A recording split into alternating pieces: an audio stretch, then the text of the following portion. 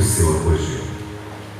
Como um artista, Deus reservou para nós sua melhor obra-prima, Jesus. Todos os atos do amor de Deus por nós levaram até este. Os anjos se aquietaram e o céu parou para testemunhar o final. O Criador descortina seu último ato de amor. Deus numa cruz.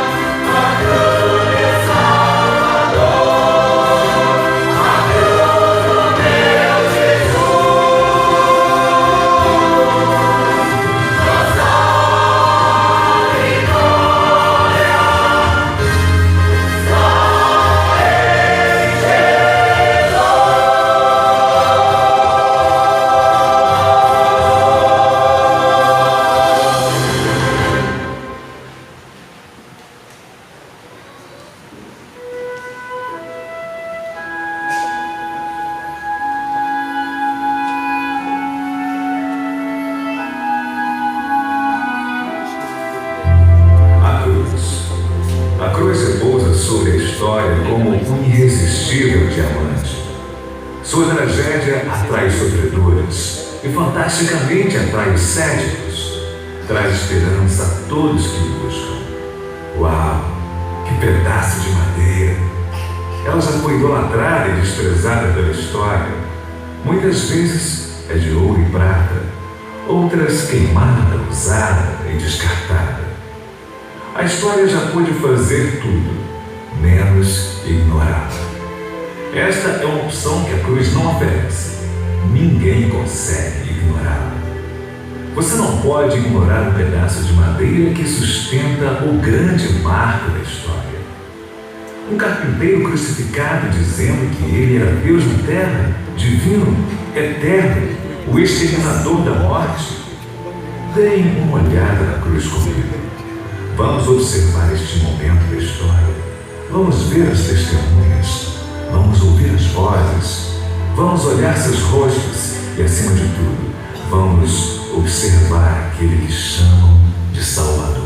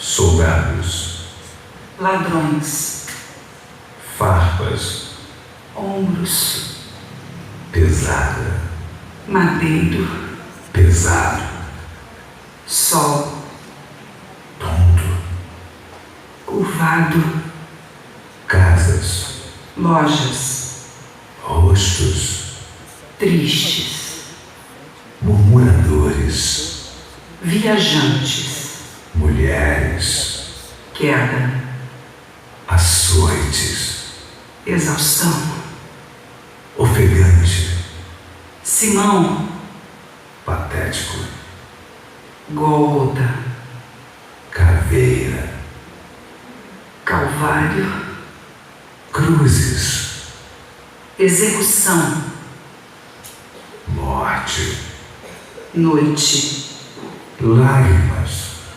observadores, gemidos, feridas, inchado, poeira, marcado, sangue, pregos, pá, pá, pá, pá, pá.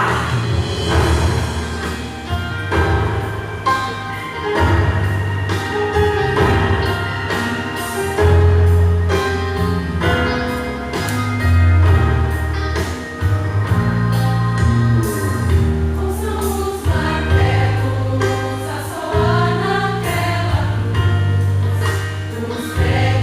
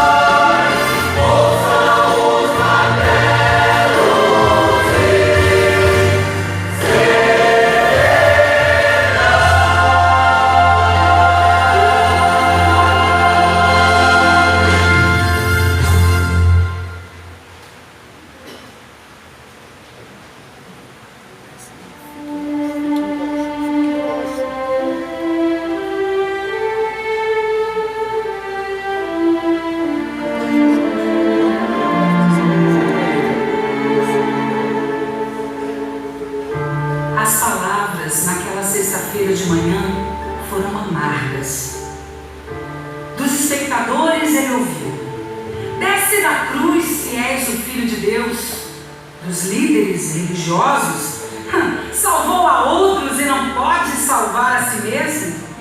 Dos soldados, se é o rei dos judeus, salva-te a ti mesmo.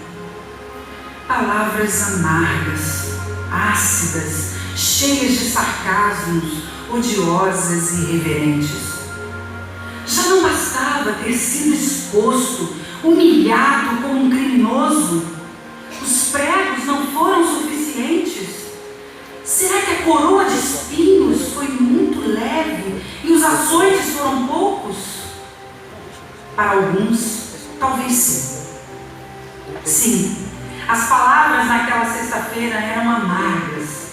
As pedradas verbais foram para machucar. Como Jesus, com seu corpo partido em dor, com os olhos embaçados pelo sangue, o pulmão tentando respirar, não respondeu a nenhuma dessas palavras e acusações covardes. Está além da minha compreensão. Se uma pessoa tinha o direito de pensar em vingança, essa pessoa seria Jesus. Mas ele não fez. Ao invés disso, morreu por todos. Igualmente tremendo é saber que esse mesmo Jesus morreu por mim.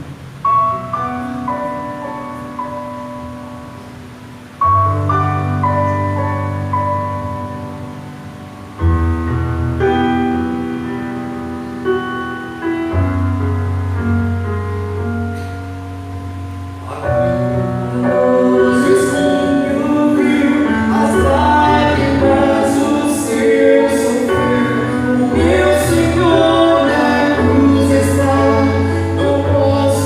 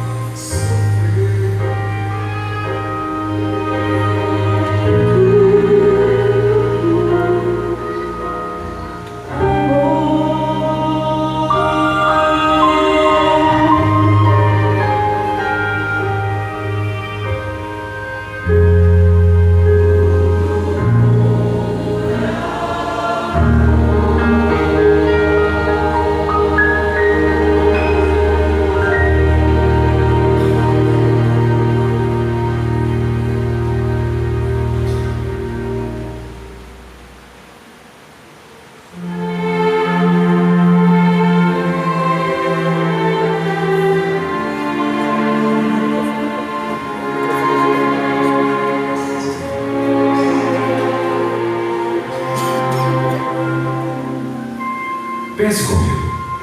Você consegue imaginar o grito na cruz? O céu escurece. As outras duas vítimas estão gemendo, as vozes caladas. Talvez houvesse trovoadas, talvez choro, talvez silêncio. Então Jesus puxa seu último fôlego empurrando os pés presos pelos pregos e grita: está consumado. Mas o que está consumado? A história de redenção do homem foi consumada. A mensagem de Deus ao homem foi consumada. O trabalho feito por Jesus como homem na terra foi consumado. A canção foi cantada. O sangue foi derramado. O sacrifício foi feito. A foice foi retirada da morte. Acabou. Seria esse grito de derrota? Ah, não creio. Suas mãos não estariam presas o suficiente e ele estaria querendo esbravejar. Não, este não foi um grito de desespero. Foi um grito de conclusão. Um grito de vitória. Sim, um grito de alívio.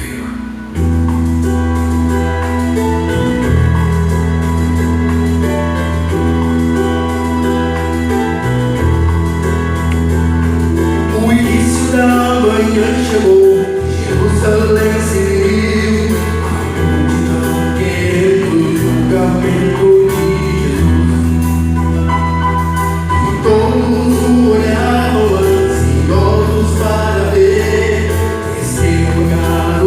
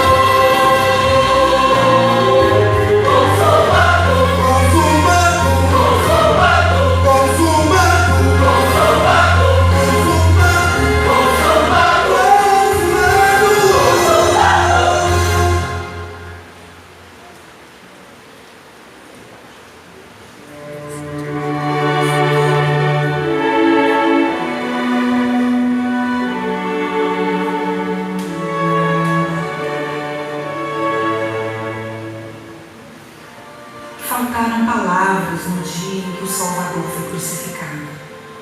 Faltaram mesmo. O que poderia mostrar todo este ato de amor? Que frases poderiam expressar os sentimentos envolvidos? Esta tarefa, meu amigo, ficou para as lágrimas. Elas representam o coração, o espírito e a alma de uma pessoa. Esconder suas emoções é enterrar a mente de Cristo que habita em você. Principalmente quando você consegue enxergar o Calvário. Você não pode ir à cruz apenas com sua mente, seu coração. Não funciona desse jeito.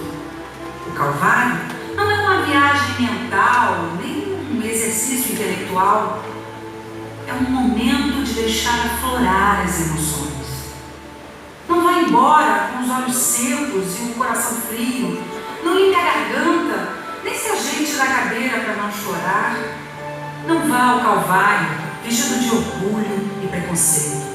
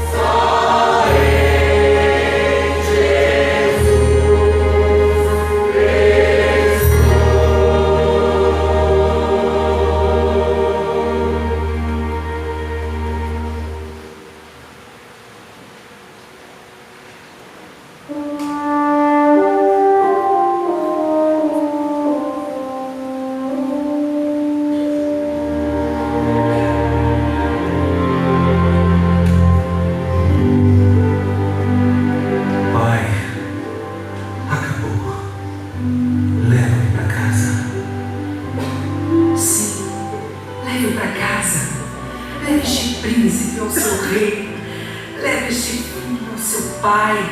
Leve este peregrino de volta ao seu lar. Ele merece um descanso. Descanse em paz, bebê da manjedoura. Abençoado seja, embaixador da paz. Vá para casa, exterminador da morte. Descanse, doce soldado. A batalha acabou.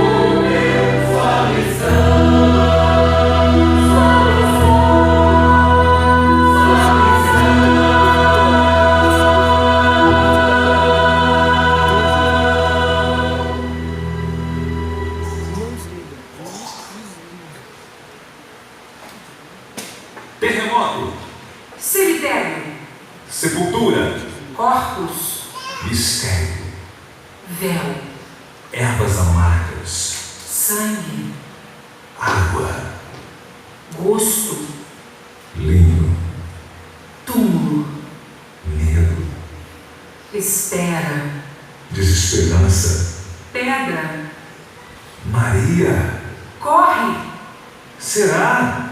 Pedro, João, creiam, vejam, verdade, venceu, ressuscitou, ressuscitou, ressuscitou, ressuscitou, ressuscitou.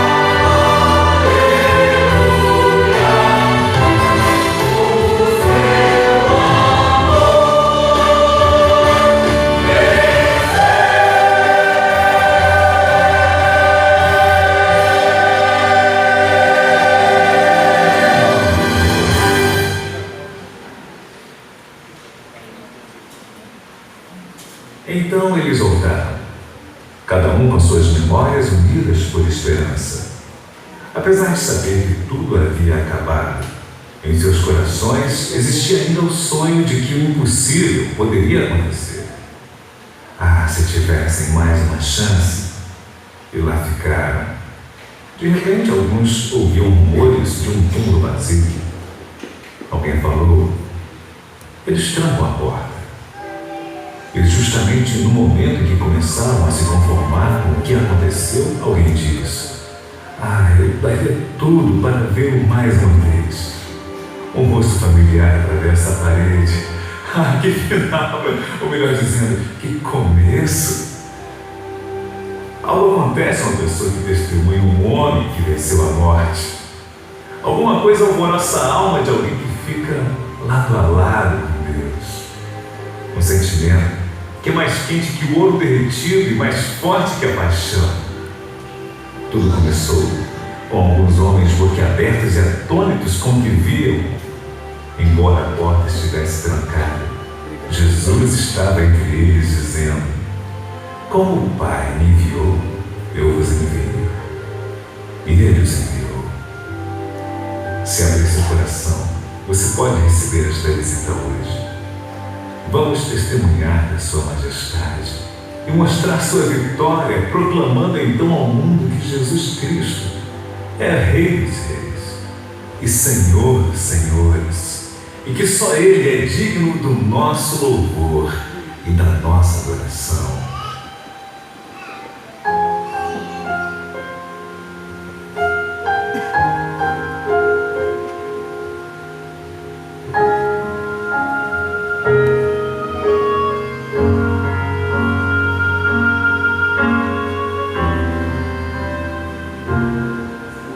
Estamos aqui, bem diante de ti, nosso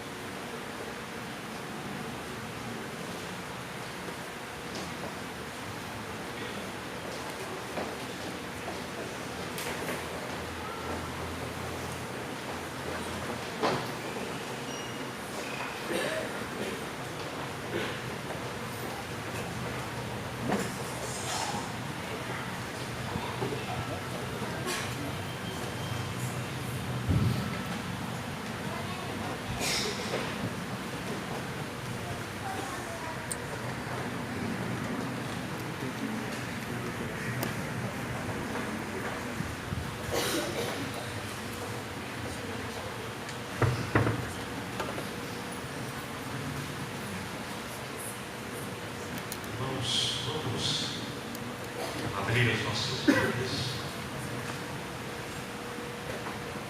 O texto de Atos dos Apóstolos, capítulo 2. Atos dos Apóstolos, capítulo 2.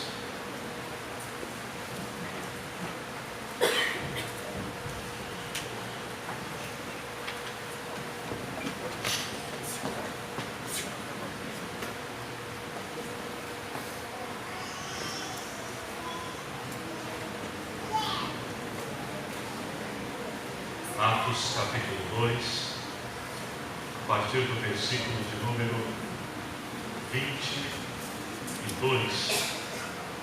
Atos 2, a partir do 22 diz: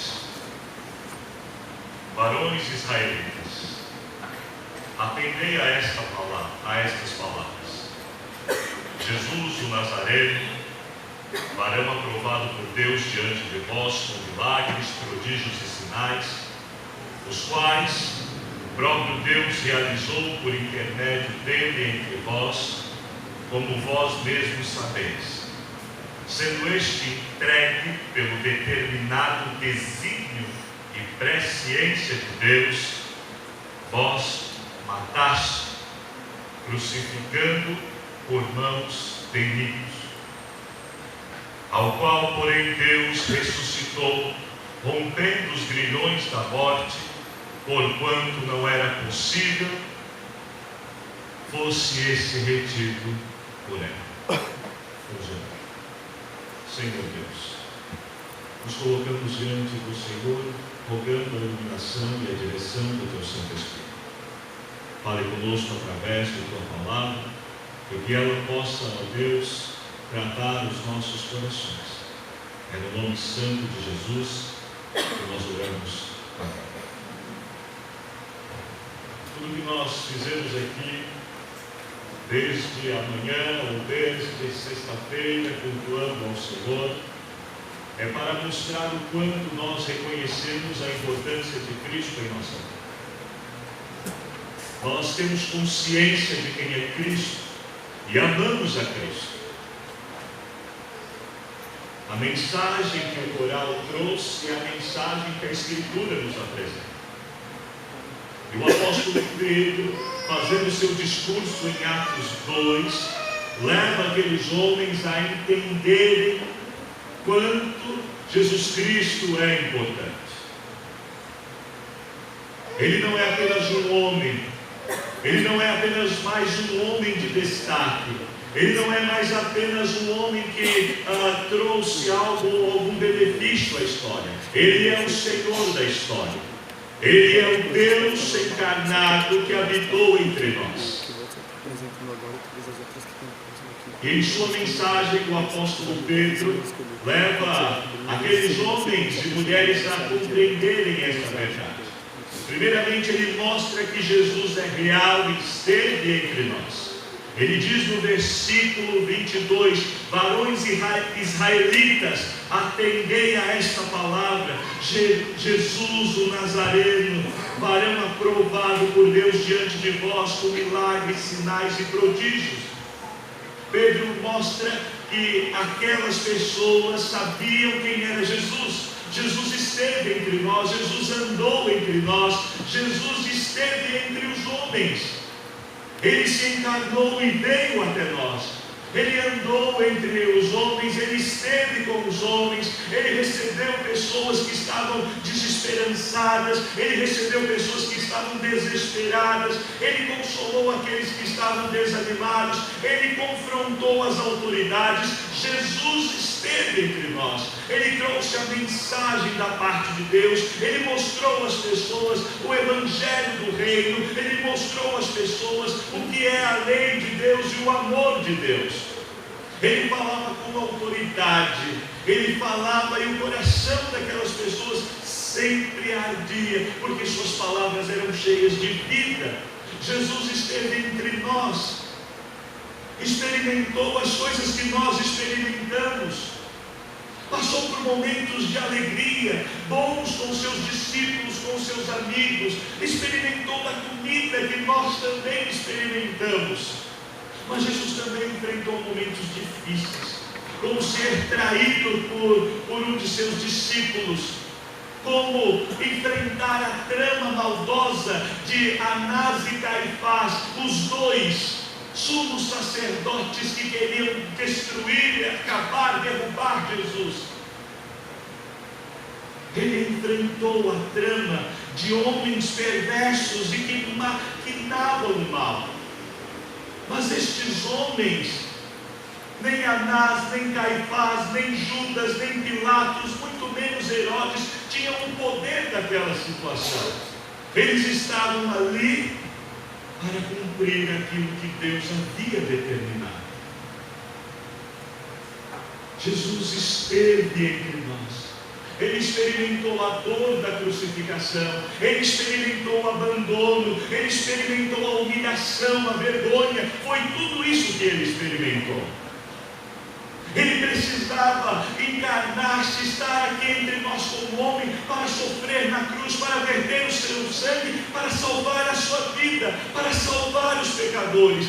O objetivo dele estar aqui era resgatar a nossa vida, resgatar a sua vida. Ele veio aqui porque ele amou você antes da criação do mundo. Ele tinha um plano perfeito para salvar a vida dos homens, para redimir os homens, aqueles que ele amou e escolheu desde a fundação do mundo, ou antes da fundação do mundo. Aqueles que ele vocacionou para serem salvos. O apóstolo Pedro está dizendo: vocês sabem que Jesus esteve entre nós, ele realizou milagres, curas, ele atendeu as pessoas, ele esteve entre nós. Esta é a verdade. Jesus é real e ele veio a este mundo para redimir a vida de homens como eu, homens como você, pecadores que carecem da glória de Deus, que carecem da graça de Deus.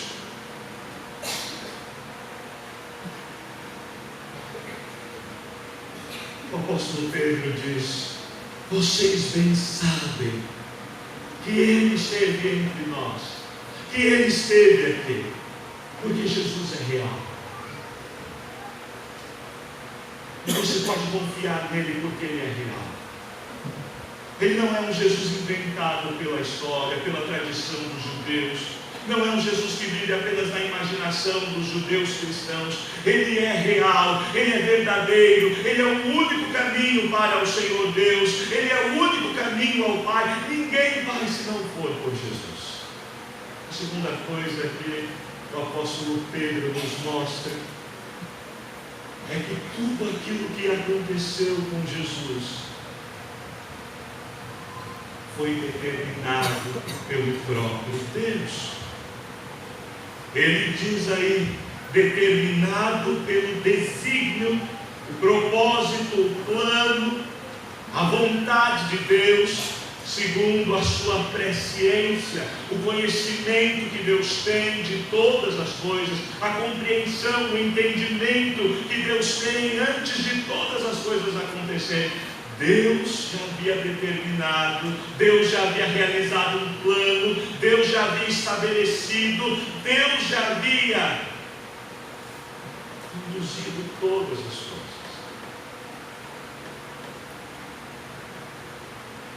Tudo faz parte do plano de Deus. E esta é uma doutrina, ou a principal. Eu nunca me esqueço quando o pastor Eli, meu pastor lá de Landari, perguntou: Ismael, qual é a principal doutrina da igreja presbiteriana? A soberania de Deus. Deus é soberano sobre todas as coisas. Deus é soberano sobre tudo. Ele é o Senhor da história. Ele conduz a história. Ele dirige os passos da história. Aqueles homens traíram Jesus, tramaram contra Jesus, fizeram mal contra Jesus, mas o Senhor Deus já havia colocado aquilo, já havia usado aquela situação, aquele mal, para trazer o bem a muitos, assim como aconteceu com José, quando seus irmãos tramaram contra ele, e ele diz: vocês fizeram o mal, mas Deus transformou o mal que vocês fizeram em bem, para que muitos pudessem ser salvos. Aqueles homens fizeram o mal porque o coração deles era mal, mas Deus usou a maldade do coração deles para que Jesus Cristo pudesse morrer na cruz, verter o seu sangue e salvar a muitos, salvar a você, salvar a nós. Por isso, meu irmão e minha irmã, nada acontece por acaso. Deus está no controle, Deus é soberano e Ele conduz a história. Os homens podem fazer as coisas, mas se não for a vontade de Deus, nada acontece daquilo que os homens planejam. E se for a vontade de Deus, ela será realizada até o fim. Nada está nas mãos dos homens, mas nos propósitos soberanos de Deus. Em terceiro lugar, o apóstolo Pedro vai nos dizer que a morte não pôde deter, ao qual, porém, Deus ressuscitou, rompendo os grilhões da morte, porquanto não era possível fosse ele retido por ela. Era o propósito eterno, no conselho da Trindade, que Jesus morresse e padecesse na cruz pelos nossos pecados. Mas era o propósito, pelo poder de Deus, ressuscitá-lo. A morte é um grande inimigo, e um inimigo que faz com que muitos temam. Se você perguntar a maioria das pessoas que você conhece, você verá que muitos temem a morte. Mas Jesus não temeu a morte. Ele venceu a morte. E Ele venceu a morte para que nós também pudéssemos vencê-la, para que nós também pudéssemos ser livres do seu poder. Nós passamos pela morte física, sim, como consequência do pecado de Adão, dos nossos pecados, nós passamos. Mas a morte não é capaz de nos manter mais sob o seu cativeiro. A morte não é capaz mais de nos manter presos sob o seu domínio. Os grilhões da morte foram quebrados, porque Jesus ressuscitou. Ele quebrou os grilhões da morte. A morte não foi capaz de detê-lo, de prendê-lo, de segurá-lo. Ao terceiro dia ele ressuscitou. Ele venceu a morte. Ele venceu para nos livrar do domínio da morte, para nos libertar do poder da morte, para que nós pudéssemos ter a esperança eterna, a esperança da vida eterna, a esperança da vida eterna que só Jesus pode dar, a esperança de vivermos em um novo céu e nova terra. Ele venceu a morte, Ele ressuscitou para que nós pudéssemos ter vida nele e viver por meio dele e para ele. Ele nos libertou do poder da morte. Por isso Ele ressuscitou. Você hoje pode ter experiência.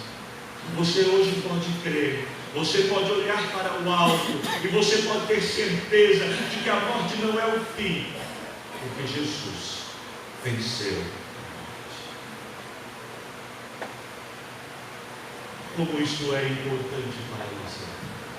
Como estas verdades que Pedro apresentou foram importantes para a vida daqueles homens. Mais de 3.000 pessoas foram convertidas e batizadas durante aquele discurso. Deus salvou vidas através desta mensagem, e esta mensagem continua ecoando pelos séculos. Jesus é real. Você pode crer e confiar nele, não importa a situação que você esteja vivendo, a dificuldade, a luta, o problema que você esteja enfrentando. Jesus Cristo é real, é o Senhor da sua vida. Ele cuida de você, Ele ama você, Ele deu a vida dele para salvar você. Você pode clamar a Ele, buscar a Ele e confiar nele. Jesus Cristo é real. Ele conduz a nossa história. A nossa história está nas mãos dele. Ele dirige todas as coisas, ele conduz todas as coisas. Você não sabe qual é o futuro, você não conhece as coisas, mas o Senhor Jesus conhece. A nossa vida está nas mãos dele. Ele dirige toda a história, ele dirige todas as coisas, e você pode descansar no plano sobrenatural, poderoso, soberano do Senhor. Você pode descansar nele. Se você tem lutado, procurado diversas situações para lidar com os seus problemas e as suas dificuldades, descanse no Senhor, confie no Senhor, espere no Senhor. Confie.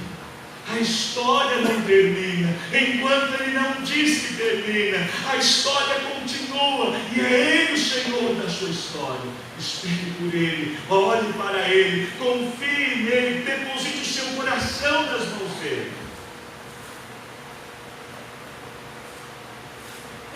Jesus é poderoso para nos conduzir aos céus. Nós não precisamos temer nenhum perigo, nenhum inimigo.